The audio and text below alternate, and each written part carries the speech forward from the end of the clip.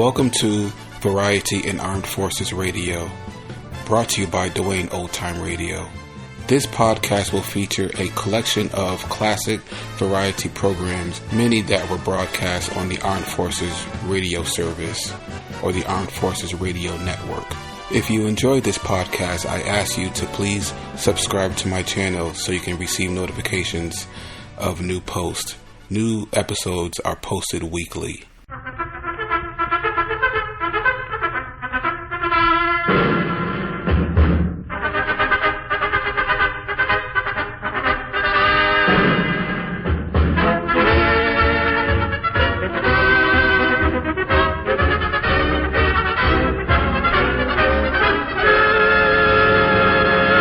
Command Performance USA, the greatest entertainers in America as requested by you, the fighting men of the United States Armed Forces throughout the world. Command Performance! Presented this week and every week till it's over there.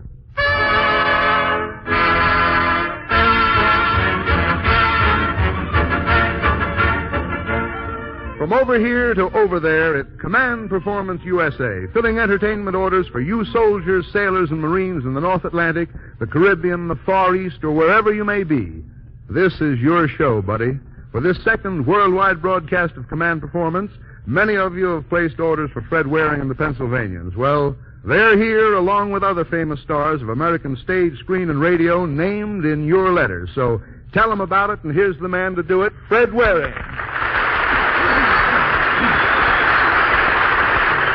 Hello, you guys. This is Fred Waring messing around on the stage at the Vanderbilt Theater on 48th Street near Broadway in New York City.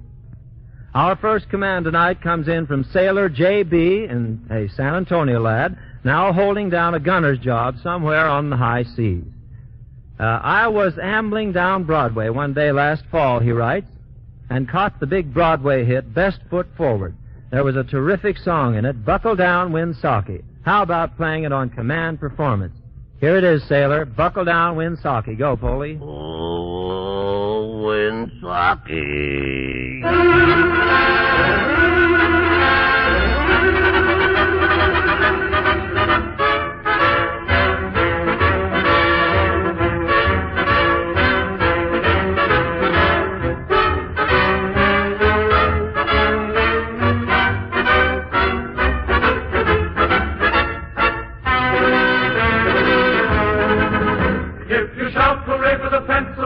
Dutchmen. They will cover the ground for a number, $1 a touch. Everyone has agreed that you'll have to concede to the Dutchmen. Shout hooray for the Pennsylvania Dutch. If you shout hooray for the Pennsylvania Dutchmen, every team that they play will be carried away with a crutch. With a crutch? When they're out on the field, if they're wearing the shield of the Dutchmen. Shout hooray for the Pennsylvania Dutch. Hooray! Buckle down, Winsaki, buckle down. You can win, Winsaki, if you knuckle down. If you break their necks, if you make them wrecks, you can break the necks, so buckle down. Make them yell, Winsaki, make them yell. You can win, Winsaki, if you give them hell. If you don't give in, take it on the chin. You are bound to win if you will only knuckle down. If you fight, you'll chuckle at defeat. We repeat. If you fight, your luck will not retreat. We repeat. Knuckle down, Winsaki, knuckle down. You can win, Winsaki, if you buckle down. If you mow them down, if you go to town, you can wear the crown if you will only buckle down. Buckle down, Winsaki, buckle down. Knuckle down, Winsaki, knuckle down. We can win, Winsaki, gotta win, Winsaki. We can take it on the chin. Shout hooray, Winsaki, shout hooray. For today, Winsaki, we will win the fray. If we break the hex, we can make them wreck. Shout hooray, hooray.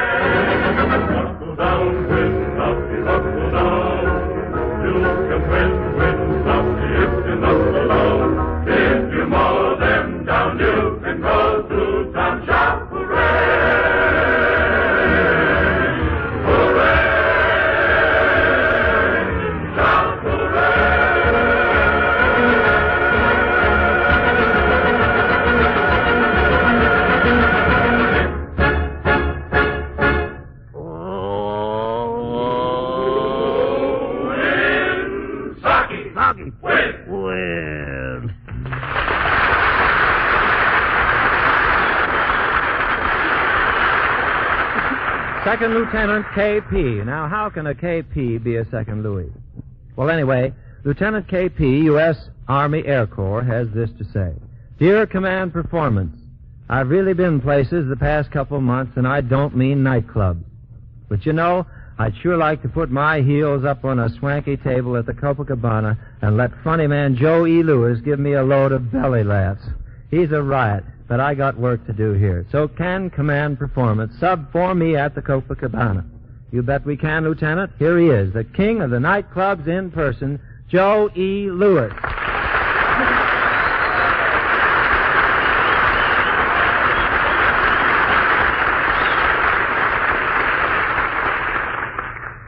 Thank you, ladies and gentlemen. It's so nice being here, even though I have been convinced, as you boys are, that money isn't everything. And money does mean everything. I read an old Spanish philosopher, namely Leo de Rocha. And at one time he said a man who has $9 million is just as happy as a man with only $10 million.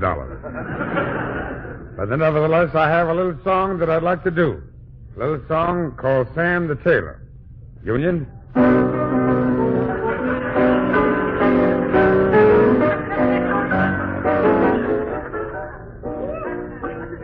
That's as far as I go, madam. And don't worry about the suspenders, they're strong. These suspenders keep an attraction from becoming a sensation.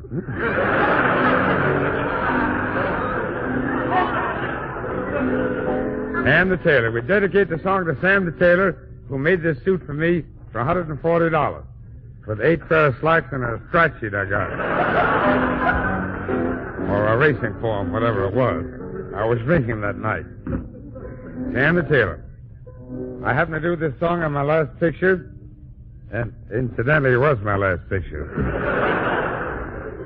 And a very lovely picture, got 3 stars. 2 deputies and a sheriff come in. I made 2 pictures that season. The first picture grossed $400. Second picture was a flop, admittedly. Sam the Tailor. Sam the Tailor. Trousers dragging, slowly dragging down the street. As I'm walking, you can hardly see my feet. I'm not finding fault at all. You're too big and I'm too small. But Sam, you promised you'd make both ends meet. You made the coat and vest fit the best. You made my lining strong. But Sam made the pants too long. Made a nice lapel, oh, so swell. Who am I to say you're wrong?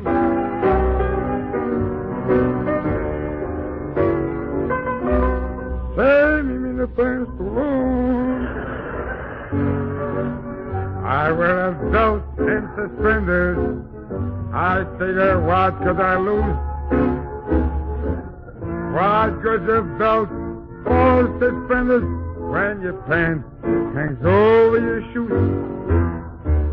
I get the darndest breeze through my DVDs. My tie is where my fly belongs.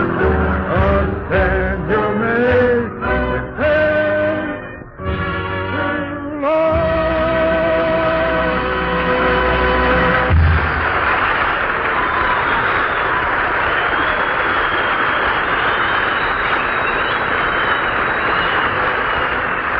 Thank you, Joey Lewis. Command Performance fills the next order for one of our fighting Marines, initials RL, who writes, "We've had spring so darn long down here, it's hard to believe that up there the big league ball players are just getting warmed up for the 1942 pennant races. What's the dope around the bullpen? Are the Dodgers as good as their rooters? Any transfusions of new blood for the Giants? Give us a pitch, will you, especially on the National League." This order goes to one of America's ace sports commentators, Paul Douglas.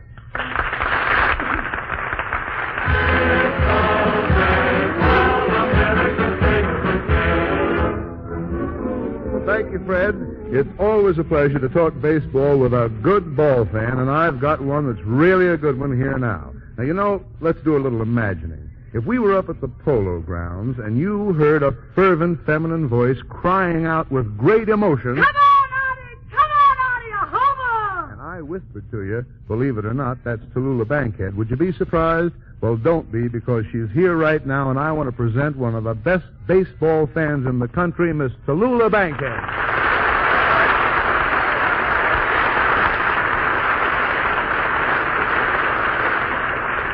Thank you, Paul, and thank you for introducing me as a ball fan, because that's the way I feel. I want to talk as one fan to another. To you boys listening in out there, wherever you are, you're the greatest team in the world. This is the final game in a different kind of World Series, and you're going to win. We're going to win. I say we because you're our team. And believe me, we're rooting for you and working for you. Well, Tallulah, you're speaking for me, for every fan, for every ball player in the nation. Now, if you don't mind, may I ask you a few questions? If you promise not to throw any curves or false ones. Well, with my arm, you can see the stitches on them as they come up. Well, now, as a ball fan, tell me, what are your feelings toward Major League Baseball at the present time? I believe that today, more than ever before, baseball is the great American game. As you know, President Roosevelt has asked that more night games be scheduled to provide recreation for those working long hours in the war industry. Baseball is one of the symbols of our democratic heritage, and it should remain as such. You know yourself, Paul, it's the only game where the fan makes every play, throws every pitch, calls every decision. You become completely a part of the game, and we need that for the morale of the country. After all, Paul, can you imagine second-guessing an umpire in Gestapo land? It's a pretty horrible thought, Tallulah. By the way, you have a wonderful running knowledge of the jargon of the game. How long have you been interested in Major League Ball? Shame on you for such a short memory. Why, you took me to see my first game at the Polo Grounds. Oh, forgive me. I'm blushing. I mean it. I blush, too, sometimes for my John. But not this year. Wait a minute. Just a second. Is that a statement for the press? My Giants? I bet every man listening in has his favorite team. The Red Sox, the Cards, the Cubs, and the White Sox. Cincinnati, the A's, the Tigers, the Browns, the Phillies, and the Braves. The Brooklyn Dodgers. Oh, by the way, how do they look? Well, in some respects, they look just like last August. No, you mean burned out? I don't mean that at all. They've already beaten the Giants twice in exhibition games. Well, the chips aren't down yet. But what I really want to say is that every one of us has our teams. And we should stick by them no matter what place they're in now. After all, it's the finish that counts. Oh, that's so true, Tallulah. And now to go back for just a moment. We were blushing a second ago. You said something about your Giants and not this year. Would I take that for a prediction or just what? I'm optimistic about a lot of things. But I'd like to broadcast the news that Mel Ott has been made manager of the New York Giants. It's possible that some of the men overseas haven't heard the news. But when this season is over and my Giants have won the pennant, they will, won't they? Personally, I like Cardinals this year. Oh, well, let's not get personal. Thank you. From what I gather in the Grapefruit League, a good many of the old-timers are coming back to replace the men who've already gone to the armed forces. But you've talked a lot to the players, Paul. Just how do they feel? Well, Tallulah, the ball players practically to a man express one opinion. They know they have a job that's expected of them, a job they've been asked to do. The country needs baseball, and they'll play their best. But by the same token, there's not one of them, when Uncle Sam calls, that won't drop his bat and shoulder a gun. That's American baseball. That's why it's such a great game. It's the men who play it. And before I leave, I want to say this to you fellas in our Army and Navy and Marine Corps. On December the 7th, the enemy stole a base. It wasn't a fair play. But God umpires this game, and He'll call that play in due time. Meanwhile, boys, you keep on pitching. Strike 'em out, cut 'em down 1, 2, 3. We're backing you at home plate. We can only give you the good old assist, but that's half of the put-out. And we've all gone to bat for you, in the steel mills and the coal pits, along the semi-lines in our professions and our homes. You're our team. And we love you, and we depend upon you, and we swear by you. You simply have to win. You know, fellas, there's a pennant that's been flying around here since 1776, Keep it flying.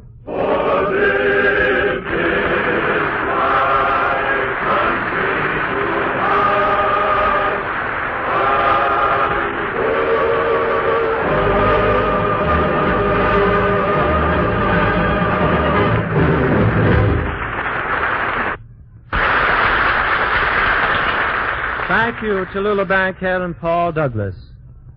Yours truly and the Pennsylvanians want to say thanks to Lieutenant Commander G.F., who sends us an order fresh off a U.S. destroyer, putting in full time on U-boat business. If command performance ever puts Fred Waring on, he writes, our boys want him to do that famous push-button tuning. Well, haven't we got a swell Navy? Thanks, men, and here it is, push-button tuning. Button, button, button, button, button, button, button, button, eeny, meeny, miny, mo, little buttons in a row. Play every button that we click is sure to play a crazy trick. Eeny, meeny, miny, mo, now hold your hats, 'cause here we go. Click, click, Here, click, click, there, click, here, click, there, click, here, click, there. from the radio. Push-button tuning is a novelty which is based on the amazing sequence of amusing bits made possible by a push-button radio. The idea is to tune back and forth inadvertently among several stations, and strange things do happen, and here is an example of what might happen among 4 programs, one of which is dramatic, 2 are songs, and the other truth and consequence quiz program. The sound you hear now is the sound of the button. When you hear that, we've changed stations. Here we go. In tonight's presentation of grand plays, we bring you excerpts of scenes from Shakespeare. We begin with Act 2 of the tragedy of Romeo and Juliet. The scene, Capulet's orchard. Oh, speak again, bright angel, for thou art as glorious to this sight as is the winged messenger from heaven. My ears have not yet drunk 100 words, yet I know the sound. Art thou Romeo? Who art thou? Hey, romantic eye, your romantic eye, my way would bring heaven nigh. So why don't you try? I am trying, but would you please repeat that question? Why, certainly, Miss Hellwig. Oh, no coaching, please. Now, the question I asked you is, when will I see your face? Why do you just elude me and leave me this lonely space? Oh, into eternity, your love will beckon me. I can't forget your voice that calls. Romeo, Romeo, wherefore art thou Romeo? Deny thy father and refuse thy name. But if thou wilt not, Then you'll have to take the consequences. You answered that question incorrectly, madam. So now you must pretend that you have just stepped out of a cold shower, you have soap in your eyes, and you can't find the towel. All right, now go ahead. Come on, be a good sport now. Come on.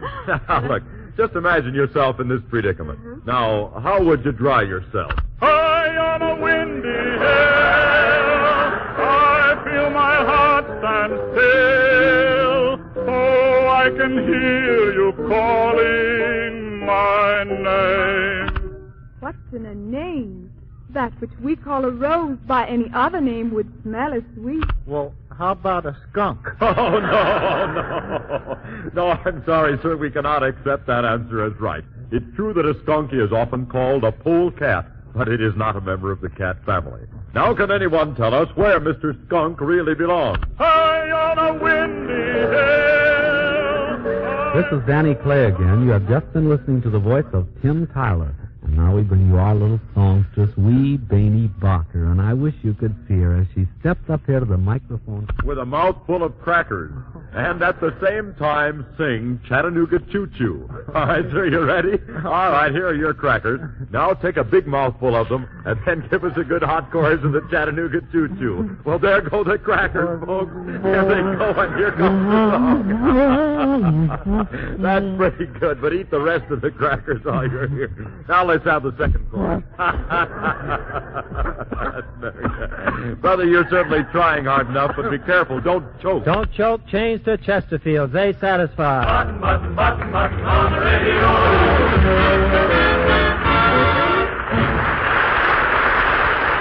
Here's an order scribbled on the wrapping from a pack of American-made cigarettes smoked in North Ireland. When I was a yard bird at Camp Callan, California, it says, Hollywood threw a big show for us one night, and the big kick for me was Tommy Riggs and Betty Lou. You guys on Command Performance claim you'll get us anything we want, so how about a repeat from Tommy Riggs? Signed, Corporal J.C. You're the law around here, Corporal, and here's the answer to your request. 2 of radio's favorite artists. That is, our ears tell us there are 2, even though my eyes see only 1. Here they are, Tommy Riggs and his imaginary little bundle of mischief, Betty Lou. Tommy Riggs.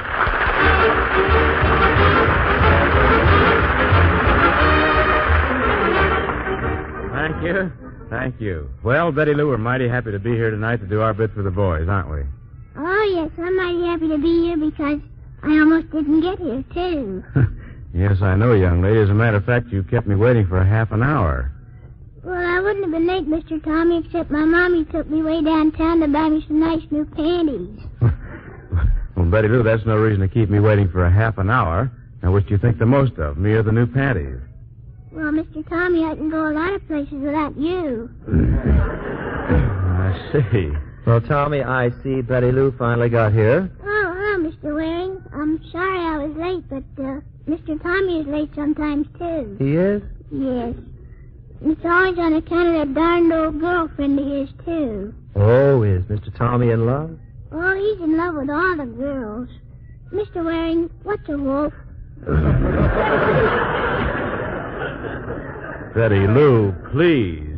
Well, are you in love with that girl? Of course not. She's just an infatuation. Well, how do you know when you are in love?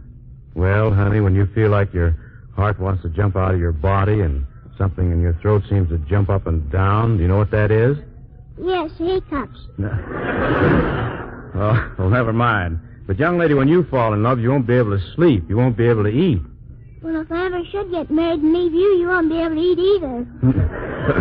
But, Betty Lou, you wouldn't desert me, would you?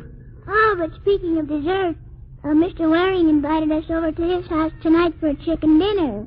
A chicken dinner? Well, that's ducky. No, it's chicken. Well, I hope I get there before Fred Waring sits down to eat. He certainly finished off that last chicken dinner. Oh, Mr. Waring loves chickens. Any kind. Well, anyway, when he got through with that last chicken, there was nothing left but the skeleton. Well, what's a skeleton? Well, that's the bone structure of the body. All animals and humans have a skeleton. Well, have you got one? Why, certainly. You have one, too. Remember that bony thing in the doctor's office? That was his wife. No, dear, the other one. After all, Betty Lou, we're just a bunch of bones with padding on us. We are? Yes. Well, Mr. Waring certainly has a lot of padding on... Never mind. Mr. Waring is a fine man. I used to play golf with him. Well, Mr. Waring said he was on a tee once when a woman was trying to drive and she hit him with a golf club. She did? What'd she hit him?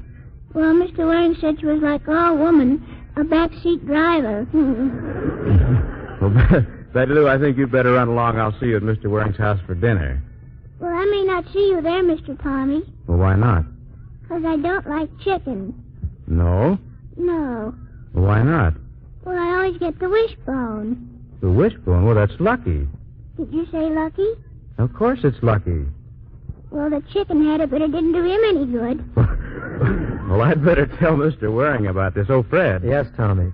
Say, Betty Lou tells me she doesn't like chicken. By the way, did you catch any fish when you were down in Florida? Did I? I caught an 1,800-pound tuna. How much, Mr. Waring? 1,800 pounds. I never saw such a fish in my life. I believe you. Betty Lou, is that polite? I said I believe him. But you know what I caught once, Mr. Waring? What? Well, I was fishing one time, and I finally got something on my line, and I pulled for about 20 minutes. And when I finally got out of the water was a darned old lantern. Well, that's nothing unusual. But this one was lit.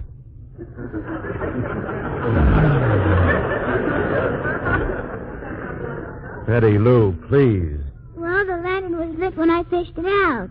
You don't expect me to believe that, Betty Lou, but I did catch an 1,800-pound tuna. Well, Mr. Waring, if you'll drop 500 pounds off your tuna, I'll blow out my lantern. So there it is.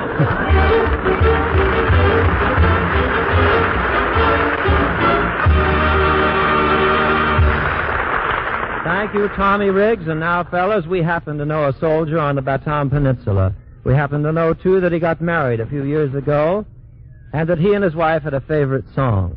It was played at the wedding. He didn't ask us to play it here, but maybe he's listening and would like to hear it again, and maybe you would, too. We sing Stardust.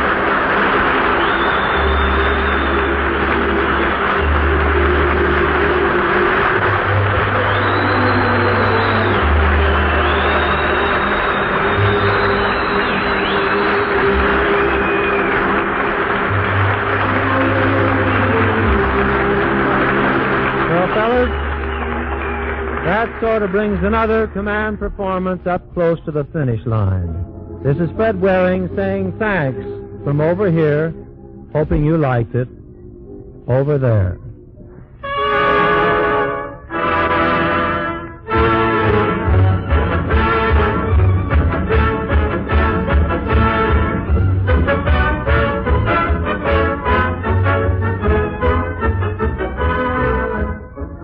Uncle Sam's fighting soldiers, his fighting sailors, and fighting Marines, Command Performance is your show. And wherever you may be, look for it each week. For Command Performance reaches every corner of the world. American radio, stage, and screen stars are taking their orders from you. They're yours to command. Simply address your letters to Command Performance, USA, care of the station to which you are listening. I'll repeat that. Just write your letters to Command Performance, USA, in care of the station to which you are listening. And the best entertainers in America will send their best to the best fighting men on earth. So long, buddy, from the USA.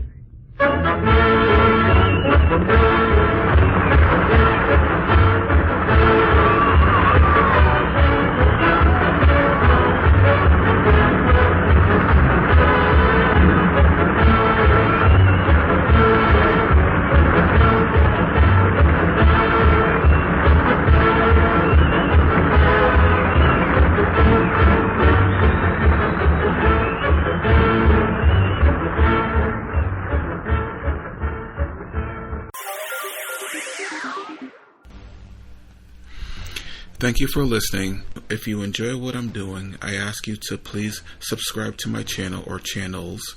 You can also go to my website where you can listen to all of my podcasts for free. You can also download them for free.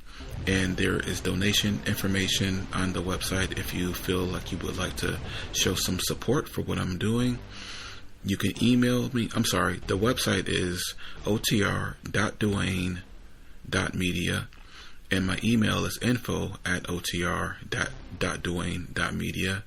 And my Instagram is duane.otr.